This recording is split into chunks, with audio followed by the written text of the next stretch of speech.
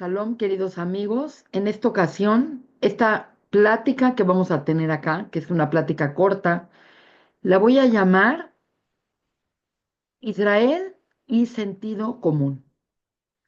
Básicamente, Israel ha tenido muchos problemas últimamente para legitimizar su existencia, lo cual es bastante ridículo, pero este video apela al sentido común de cualquier persona inteligente. Y básicamente voy a traer 7 puntos mediante los cuales nosotros podemos entender por qué Israel es para los judíos. Primero que todo, vamos a hablar de lo que se llama historia documentada. Básicamente, el pueblo judío ha tenido una presencia ininterrumpida en la tierra de Israel por más de 3000 años. Y Jerusalén es la capital y ha sido la capital desde el rey David. Esto es un tema muy importante porque hay un vínculo perfectamente trazado entre el pueblo de Israel y la tierra de Israel desde hace 3000 años, con fuentes que son más que claras. Las fuentes arqueológicas, textos históricos tan válidos como la Torá, como el Tanaj y como muchos historiadores, entre ellos Flavio Josefo y muchos otros historiadores que estuvieron en la época griega y en la época romana. El segundo elemento, que es muy importante, es la identidad religiosa que tienen los judíos nacionalmente con su tierra. Básicamente no es nada más que Israel es una tierra para judíos, porque obviamente también hay otras naciones que han vivido allí, también ha habido cristianos, y hay drusos, y hay beduinos, y hay árabes. Eso no hay duda alguna que es verdad. Pero lo más interesante es que la identidad del pueblo está dada en función a su tierra. Y esto es un tema muy importante porque dentro de la Torá, dentro de la liturgia, dentro del Sidur, dentro de todos los rezos que tenemos todos los días, nosotros rezamos hacia Israel. Si yo estoy en México, yo me volteo hacia Israel. Si yo estoy en China, me volteo hacia Israel. Todos los rezos siempre van dirigidos hacia Israel y hacia Jerusalén. Y dentro de nuestra existencia, y por ejemplo en la fiesta de Pesaj, siempre decimos Beshaná Abba Yerushalayim, el año que entra, que estemos en Jerusalén. Por lo tanto, las fiestas, las plegarias, la Biblia, todos los días nos recordamos de Jerusalén y está dentro de nuestras escrituras cientos, si no miles de veces la cuestión de retornar a nuestra tierra. Uno de los elementos más indiscutiblemente importantes es la evidencia material y arqueológica que hay. Si yo cavo un hoyo en Tizimín o en Yucatán, en Mérida, y encuentro cosas mayas, sé que los mayas fueron los pobladores de la península de Yucatán. Ahora, es una cosa increíble, pero Israel es una tierra muy pequeña y ha habido un interés muy grande por todos los tiempos de excavar y encontrar cosas.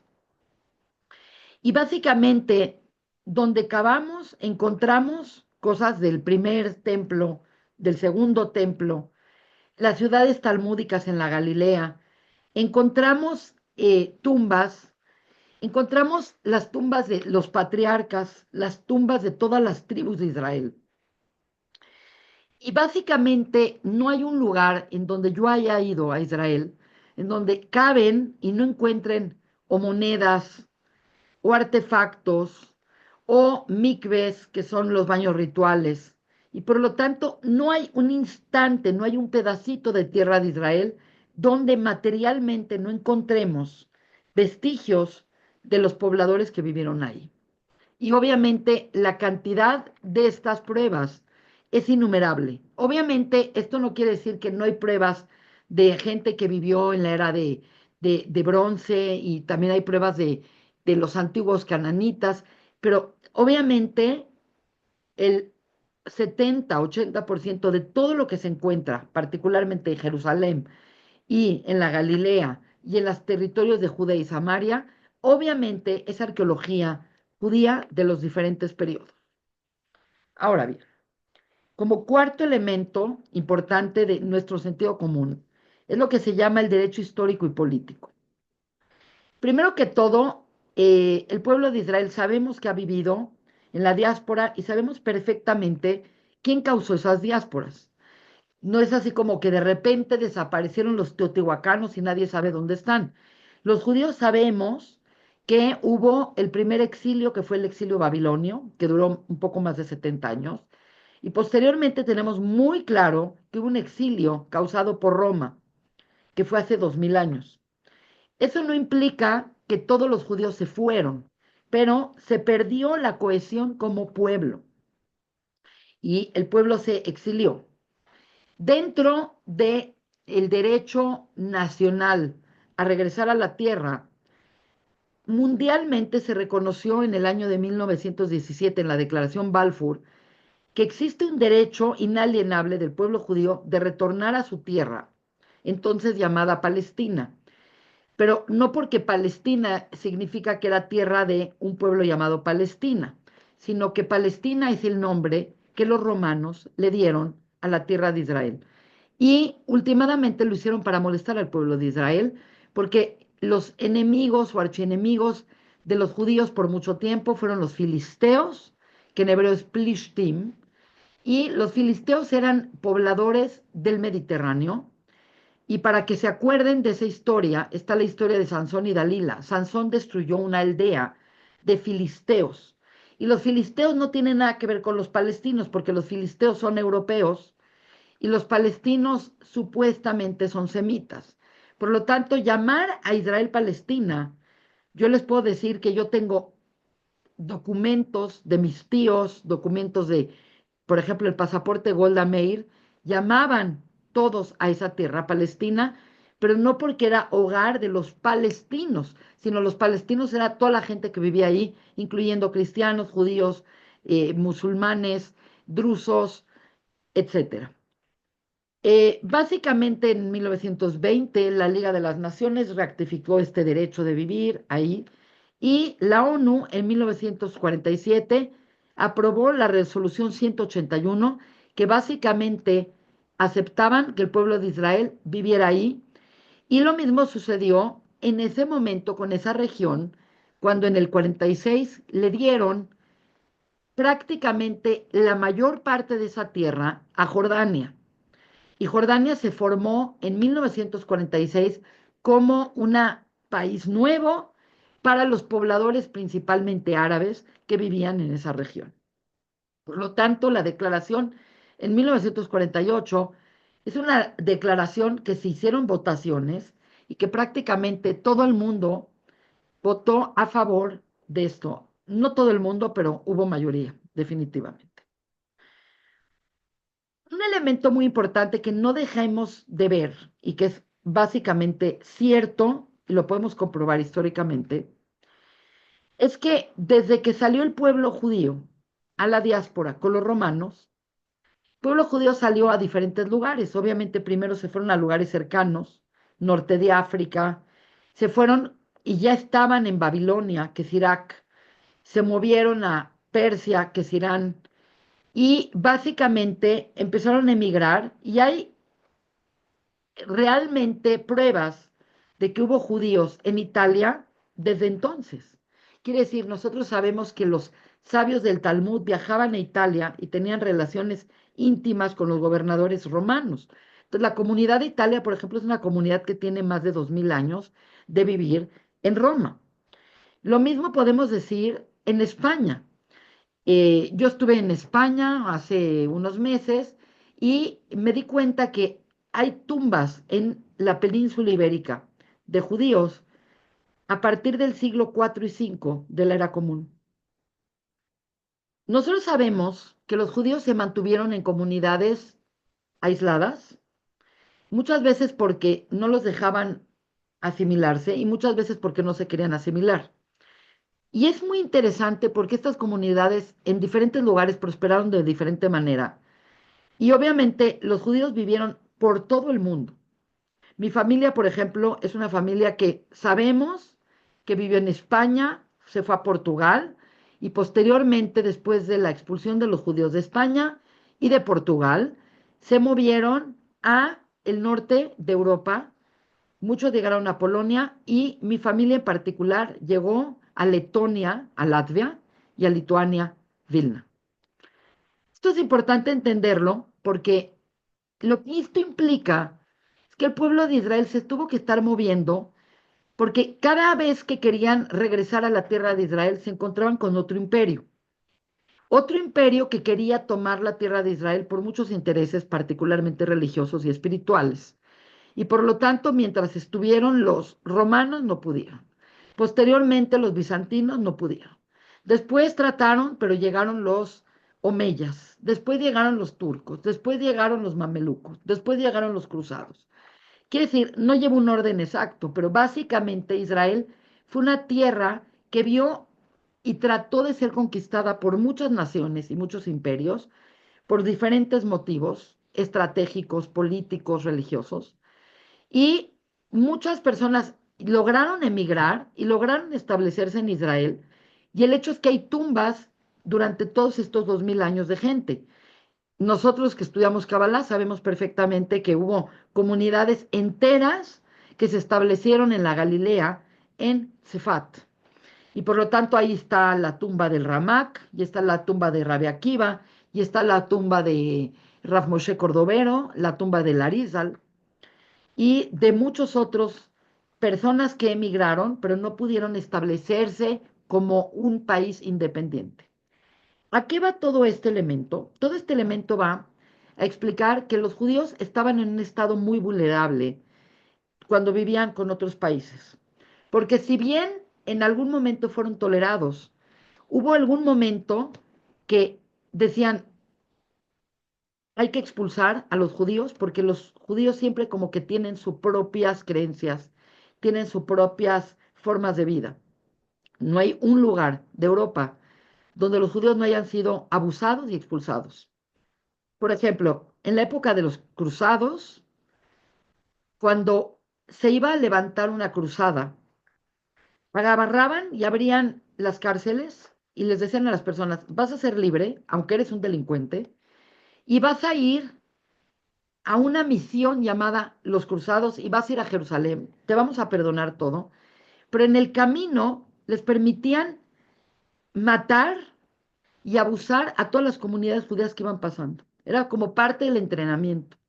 Entonces, obviamente nosotros sabemos que el pueblo judío sufrió terribles persecuciones, expulsiones, pogroms, y la expulsión de España es nada más la más famosa, pero hubo en Francia y hubo en Inglaterra, y básicamente en todas ellas, básicamente lo que sucedía es que expulsaban a los judíos con la finalidad de quedarse con todos sus bienes, porque al final de cuentas eran ciudadanos de segunda y por lo tanto la ley no los protegía. Por lo tanto, alguien que ya estaba establecido, que tenía un negocio, que tenía una casa, se la quitaban, se quedaban con todas sus cosas y lo expulsaban y la persona no tenía forma de defenderse. Obviamente la historia de Europa no es parte de esto, pero quiere decir que el pueblo de Israel, bajo los diferentes gobernantes, tanto en Europa como en Asia y como en África, sufrieron todo tipo de abusos religiosos, económicos y obviamente acabaron con la vida y comunidades completas. El momento peor, obviamente, y el más cercano es el Holocausto, en donde una tercera parte del pueblo de Israel fue completamente diezmada de la manera más cruel y horrible. Les quitaban sus bienes, les quitaban sus derechos, les quitaban sus hijos, mataban a la gente y los exterminaron. Por lo tanto, es obvio que los judíos no podíamos seguir viviendo bajo la espada y bajo el odio de las demás naciones. Por lo tanto, Israel es un refugio para el pueblo de Israel porque es un país donde pueden vivir y donde pueden tener independencia y donde se pueden defender. Por lo tanto, es evidente que la cara del antisemitismo cambió drásticamente, porque una cosa es te abuso y no puedes hacer nada.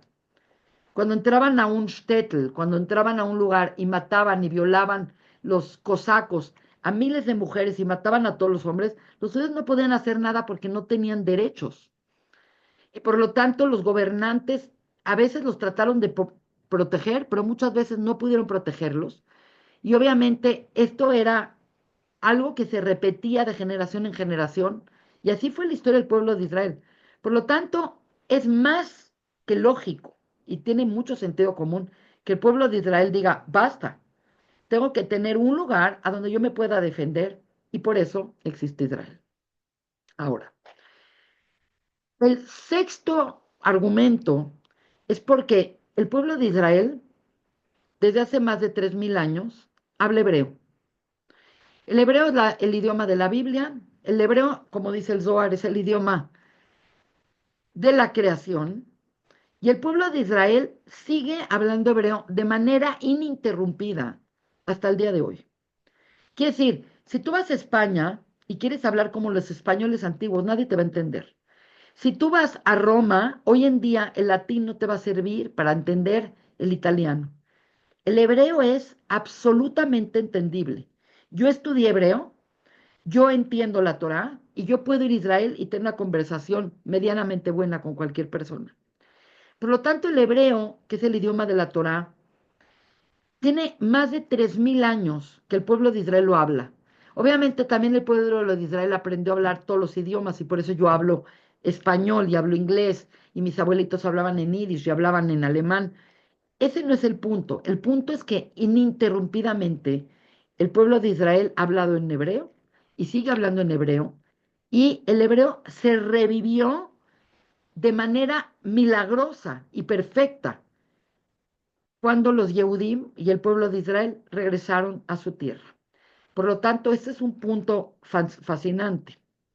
Por último, para no aburrirlos, vamos a hablar de un séptimo concepto. Y este séptimo concepto es algo que es indiscutible. Básicamente, a pesar de los exilios, a pesar de las persecuciones y a pesar de todo, la presencia judía en la tierra de Israel ha sido ininterrumpida. Quiere decir, desde el primer exilio, que es el exilio babilonio, Nabucodonosor no exilió a todo el pueblo. Hubo ciertos sectores del pueblo que se exiliaron, pero siempre hubo pobladores, particularmente en la área de Judea y Samaria, en Jerusalén y en el norte de la Galilea. Hay comunidades que nunca perdieron su continuidad, por ejemplo, la comunidad de Pekín, en el norte de la Galilea, Tiberias, Tzfat, Jerusalén y otros sectores que siempre hubo judíos. Y por lo tanto, nunca hubo un momento que Israel estuviera completamente vacío de judíos. Siempre hubo judíos. Por lo tanto, siempre que hubo judíos, y los judíos llevan y estuvieron establecidos hace más de 3500 años. Y hay pruebas físicas y de literatura y arqueológicas, y toda la liturgia habla de Israel. Obviamente, el pueblo de Israel es Israel. Por lo tanto, esta es una conclusión para la gente que aún sigue pensando erróneamente que Israel es una ocupación del pueblo judío. Es como decirles a los mayas o a los pobladores actuales de la península de Yucatán, no señores, ustedes no tienen derecho a su propia tierra. Por lo tanto, el vínculo del pueblo de Israel a su tierra no es una cuestión de opinión. Es un hecho histórico, es un hecho físico, es un hecho espiritual. Y para la gente que piense que la Torá no es un documento suficientemente valioso porque ya fue escrita hace más de 4000 años, les tengo que decir lo siguiente. Hoy en día, el mundo entero tiene una moralidad que se llama la moralidad universal.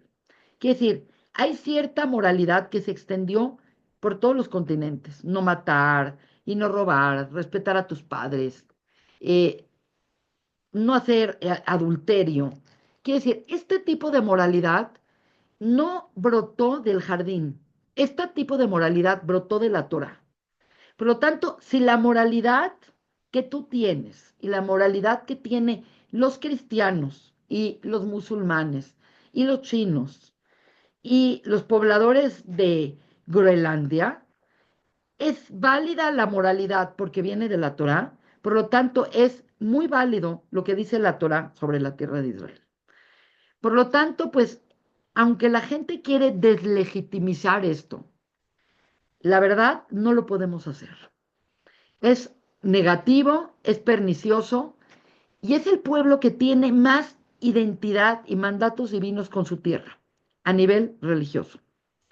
Hay cientos de prácticas que no podemos hacer de la Torá hasta que no tengamos nuestra tierra. Por lo tanto, pues yo apelo al sentido común de la gente. Esto no significa que no hay un derecho de gente que tiene viviendo en esa tierra a seguir viviendo en esa tierra. Y esto es otro malentendido que mucha gente no entiende. En Israel viven muchísimos árabes, viven más de 2 millones de árabes que decidieron quedarse en la tierra de Israel y vivir bajo la soberanía de Israel. Y son ciudadanos que tienen derechos iguales que cualquier ciudadano de Israel. Lo mismo visitar los lugares religiosos. La gente tiene derecho de visitar las mezquitas, tienen derecho de visitar el Santo Sepulcro. Los drusos tienen derecho de visitar las tumbas de sus patriarcas, etcétera. Israel garantiza que todo aquel que quiere vivir bajo la soberanía de Israel lo pueda hacer como ciudadano con todos los derechos de cualquier ciudadano, cosa que no sucede en los países árabes. Y déjenme explicar esto porque es muy importante. Cuando se formó el Estado de Israel, había cerca de entre 850,000 a 1 millón de judíos viviendo en tierras islámicas. Había comunidades en Yemen que tenían más de 2000 años. Habían comunidades en Irán y en Irak que tenían aún más de 2000 años. Había comunidades en Marruecos, en Libia, en Túnez. Había comunidades completas en el Líbano, comunidades completas en Siria, en las ciudades de Damasco y de Jalab. Cuando Israel se independizó y cuando Israel logró crear este Estado hermoso, moderno, los países árabes expulsaron a todos sus pobladores judíos, aunque llevaban ahí más de 2000 años. Y por lo tanto Israel los tuvo que acoger. Quiere decir, Israel está formado por los judíos de toda la diáspora, europeos, asiáticos, africanos, de todo el mundo. Israel los absorbió y absorbió cerca de 1 millón de judíos del Edut Mizrach, así se llaman los judíos que vienen de esas regiones. Por lo tanto, es interesante que nadie habla de que los judíos fueron desplazados y fueron llevados a, te vas de aquí, no te llevas nada y no puedes vivir acá más de tal fecha. Y empezaron a pillarlos. Israel los absorbió. Yo les pregunto a ustedes, ¿por qué nadie habla de esto? ¿Por qué nadie habla del derecho de esta gente de volver a regresar a estos países y pedir lo que era suyo? ¿Por qué nada más se habla de aquellos palestinos que se quedaron aparentemente ni en Jordania y que decidieron no ser parte del Estado de Israel? Ese es el verdadero problema que tiene esta gente. Esta gente quedó desplazada porque les dijeron no entres a ser parte de Israel y por otro lado los países árabes les cerraron las puertas.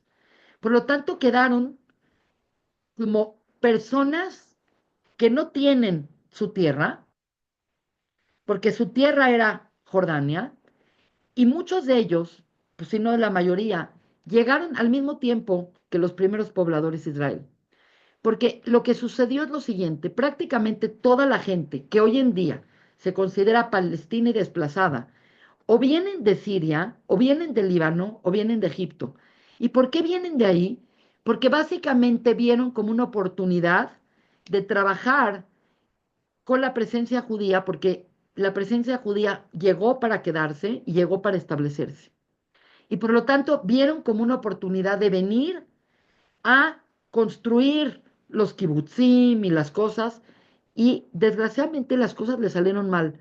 Y le salieron mal, uno, porque no quisieron ser parte de Israel; dos, porque hicieron caso a ciertos líderes revoltosos que les dijeron, ustedes quédense ahí porque vamos a echar a los judíos al mar.